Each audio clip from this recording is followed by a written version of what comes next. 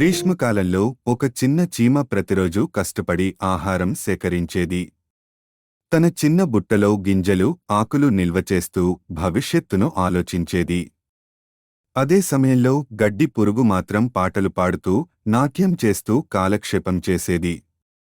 అది ఎండలో తేలికగా ఊగుతూ, ఇంకెందుకు కష్టాలు? ఇంకా చాలానే సమయం ఉంది అని అనుకుంటూ సంతోషంగా గడిపేది. కొన్ని రోజులకు చలికాలం వచ్చేసింది. మంచు కురిసింది, చెట్లు వాడిపోయాయి, తినడానికి ఎక్కడా ఆహారం కనిపించలేదు. చీమ మాత్రం సొరంగంలోకి వెళ్లి వేసవిలో దాచుకున్న తిండిని సుఖంగా తినసాగింది. కాని గడ్డి పురుగు మాత్రం బయట ఎక్కడా తినేదానికి ఏమీ లేక ఆకలితో విలవలలాడిపోయింది. చివరకు అది చీమ ఇంటి ముందు వెళ్లి, దయచేసి నాకు తిండిని ఇవ్వవా అని వేడుకుంది.